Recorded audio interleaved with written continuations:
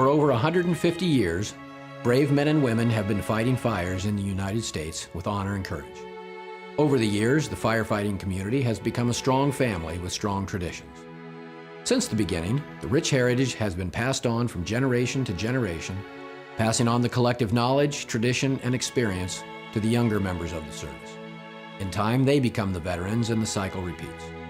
But the last few decades have been different. The world has changed. Our culture has changed, and fires have changed.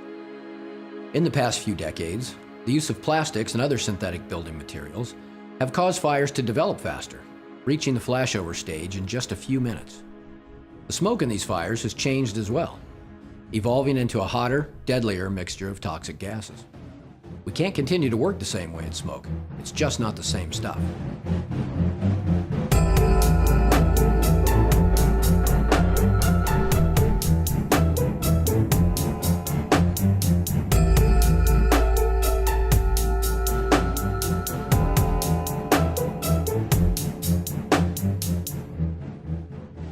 Hi, I'm Rob Schnepp. Let's talk about smoke. Smoke is part of the job, it always has been. The old-timers in this business were even referred to as smoke eaters. To earn that title was a badge of courage. As firefighters, we understand smoke and how it indicates the behavior of a fire. We view smoke as a tactical marker, and we use it to plan our attack. Anyone that does this job for any length of time will end up breathing some smoke, whether it's on purpose or not. It's part of the job, right? Well, maybe it shouldn't be. Every firefighter will breathe a little smoke here and there, but the fact is we need to change our perspective on smoke because smoke has changed. Let me show you something. Firehouse chili. A classic firefighter meal. And this chili is a great way to talk about smoke. You can think about chili in the same way you can think about smoke. The gases in the smoke are like the sauce in the chili, and the beans and the meat represent the particulates in smoke, soot particles mostly. However, unlike our chili, the recipe for smoke has changed. A few decades ago, smoke had a different composition. Today, with plastics and other synthetics, smoke generates a deadlier mix of toxic gases. In a typical structure fire, some of the gases that would be produced during the combustion process would include the oxides of nitrogen, hydrogen sulfide, carbon dioxide, and carbon monoxide. Among those gases, we find hydrogen cyanide. And cyanide is the king of smoke toxins. It's over 30 times deadlier than carbon monoxide. Hydrogen cyanide is generated by the combustion of natural and synthetic materials. Anytime hydrogen, carbon, and nitrogen are involved in the combustion process, cyanide will be formed. Even natural materials such as wood, silk, and cotton can generate cyanide. But the significant change, and what's important to firefighters, is that the contents of the structure have changed. The use of synthetic polymers and plastics like nylon, polyurethane and polyethylene, synthetic rubber and melamine, all of these cause fires to burn faster, hotter, and generate more toxic smoke. This means everything from TVs and computers to bedding materials and cushioning, carpet, insulation, foams, and laminates used in cabinets. All these products produce high levels of hydrogen cyanide in fire smoke. If you're exposed to enough of it, hydrogen cyanide will kill you. And trust me, it doesn't take much. Exposure to a low concentration of hydrogen cyanide, around 135 parts per million, causes death in about 30 minutes. Higher concentrations, around 3,400 parts per million, cause death in less than a minute. But what that means to the firefighter is that there's a threat. The threat of becoming exposed if you don't wear your SCBA. When inhaled, the concentration of cyanide at a typical fire scene is high enough to incapacitate a firefighter in just a few seconds. If this salt represents cyanide, and we add it to this chili, it would only take about this much.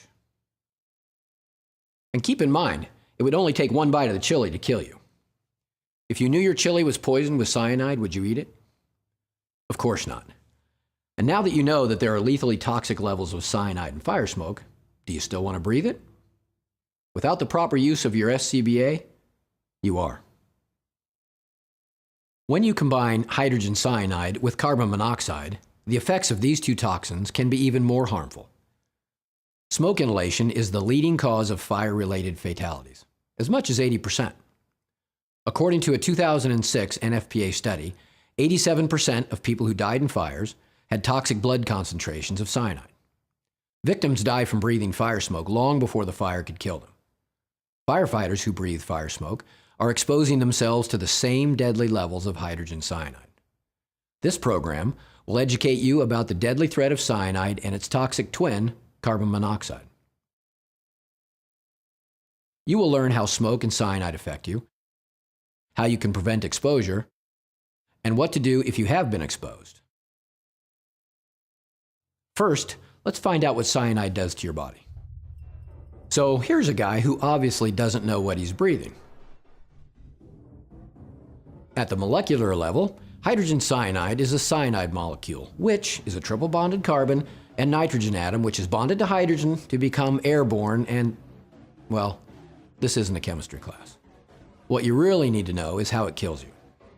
Dr. David Penny, a PhD and world-renowned toxicologist, created the following animation to illustrate the deadly and destructive impact of cyanide and carbon monoxide in your body.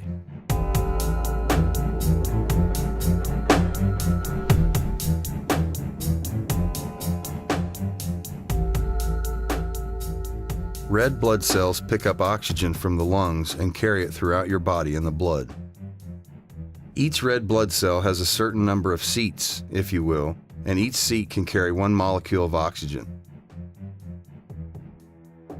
The entire body is supplied with oxygen in this way.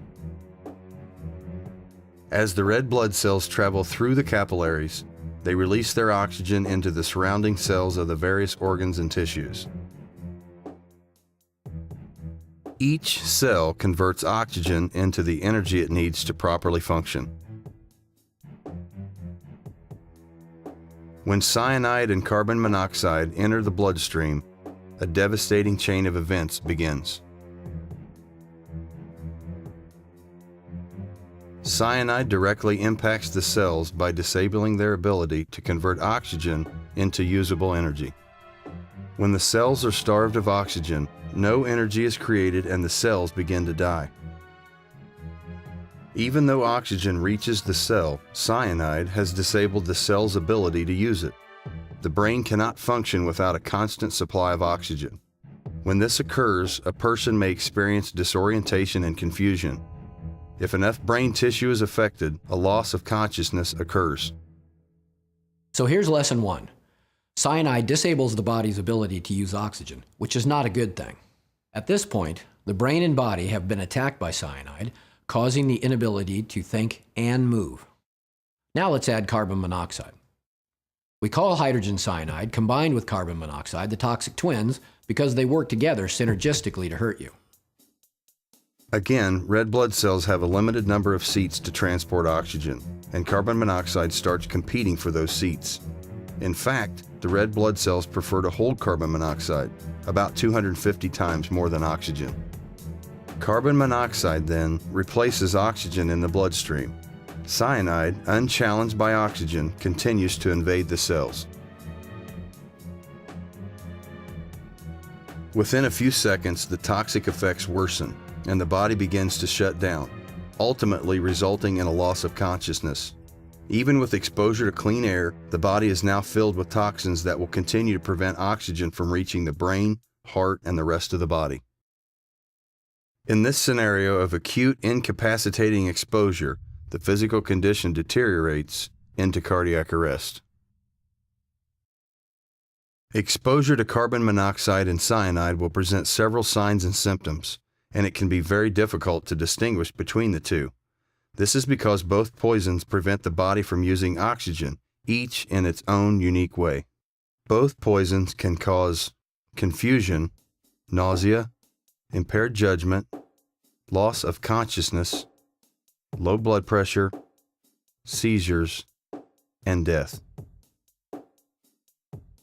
Cyanide exposures can cause rapid breathing initially, then difficult or very slow breathing with progressive exposure, slow or fast heartbeat, giddiness, sweating, and unresponsive pupils. Rapid breathing and sweating are part of the job. If you suspect a smoke-related cyanide exposure has occurred, You have to make a judgment call based on your level of physical activity. Unresponsive pupils and giddiness are good indicators of an acute cyanide exposure. A significant concentrated exposure can quickly result in unconsciousness, convulsions, and death. If you or someone you are working with experiences any of these symptoms, seek medical attention immediately. In some cases, blood samples might need to be drawn to assess the levels of cyanide and/or carbon monoxide in the body. In some cases, treatment may also be required. Lesson 2. Think about it this way. Cyanide kills your organs, carbon monoxide kills your blood, and this process can happen in a matter of seconds. Nobody is immune, whether you are a firefighter or a civilian. In fact, someone in great physical shape is in even more danger. A healthy cardiovascular system transports oxygen more efficiently throughout the body. Likewise, it will transport carbon monoxide and cyanide more efficiently. Keep in mind that just because you walk off the scene doesn't mean carbon monoxide and cyanide didn't affect you. These toxins also have devastating cumulative long-term effects. Over a long period of time, firefighters exposed to low levels of cyanide and carbon monoxide in fire smoke suffer chronic problems at rates much higher than the general public. Your blood, brain, heart, and other organs are left with a wake of damaged and destroyed tissues and cells which build up over time. Dead cells in the heart and brain do not regenerate. Instead, they become connective tissue, much like a tendon or a ligament. Over time, this diminishes the heart's contractile properties and its ability to function effectively. This damage shows increased instances of various painful and dangerous conditions including weakness, chronic lung problems, heart disease, heart attack, stroke, and brain damage, possibly leading to dementia. So you've learned how hydrogen cyanide and carbon monoxide kill you or slowly disable you from performing the job. Now let's learn how to prevent it.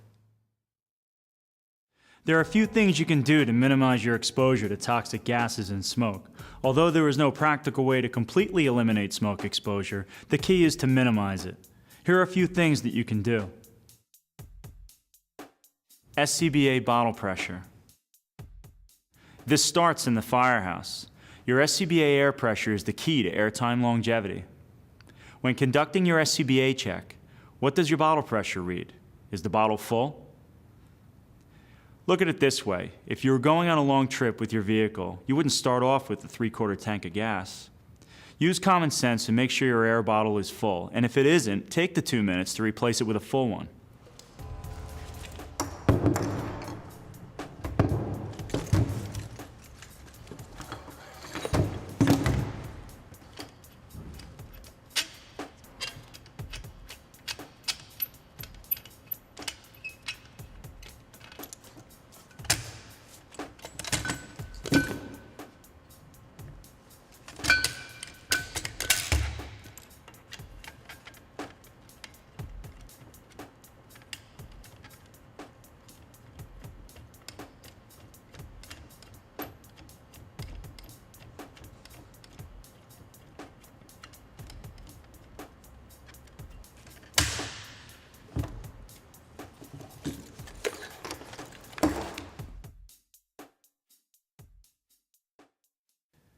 Realize that every 100 psi in a 4.5 half-hour bottle equals approximately 8 to 12 breaths of air. SCBA training.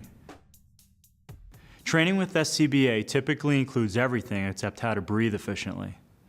It's common to think breathing properly with SCBA comes naturally, but that's not usually the case. It's important to be familiar with individual limitations. There are various breathing methods that have been developed, and with research and comparison, you can see what works best for you.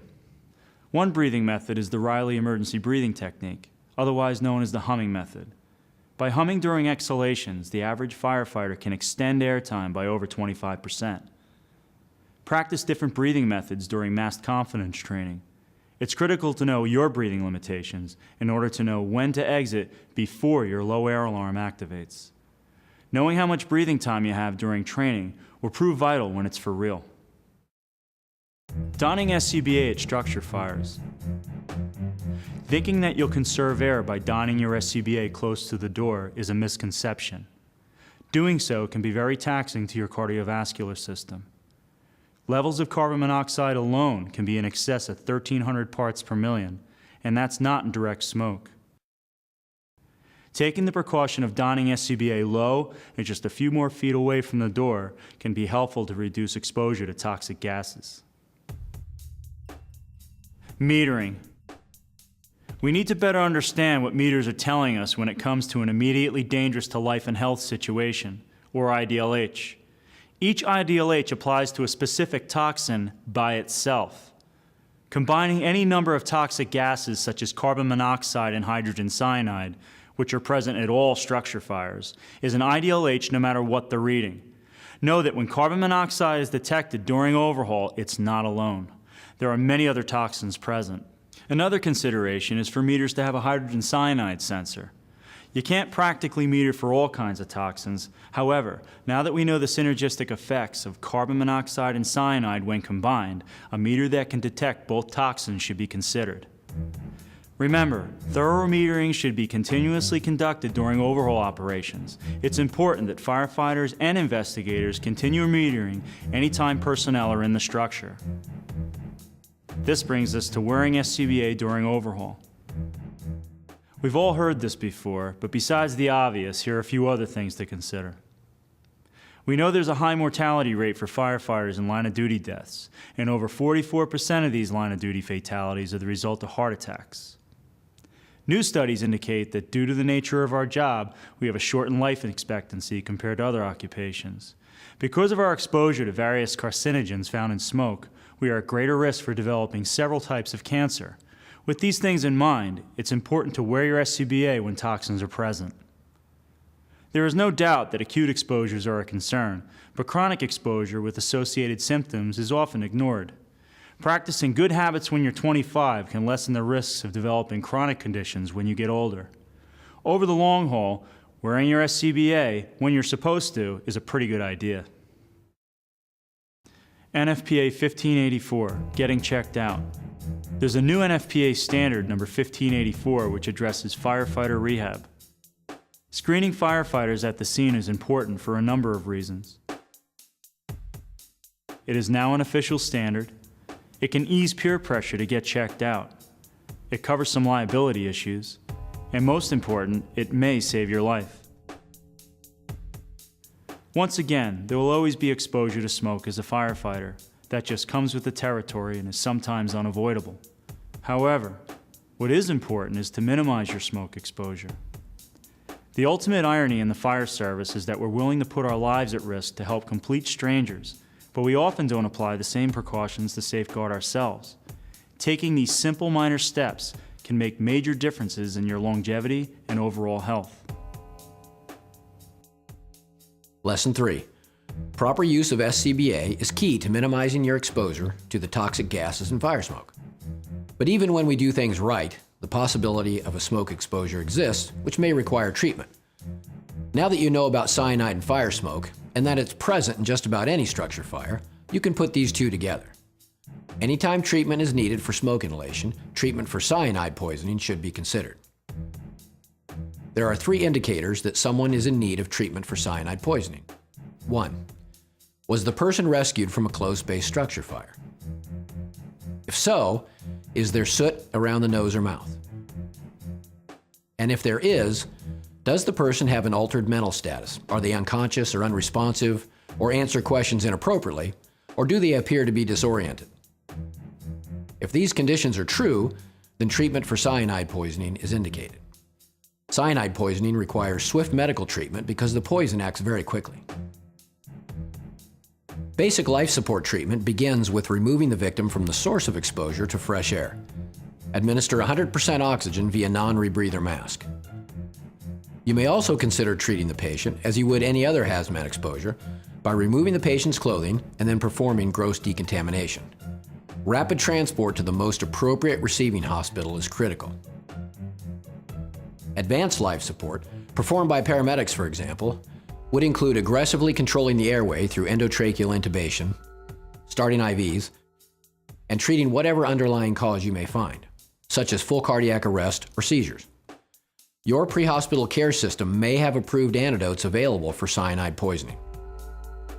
Currently, there are two types of antidotes available that have been approved by the FDA for use in the United States. Hydroxycobalamin, or cyanokit, can be used for confirmed or suspected cyanide poisoning. The cyanide antidote kit, also called the Lilly kit, Pasadena kit, or Taylor kit, use different active ingredients and usually should not be used in the setting of smoke inhalation.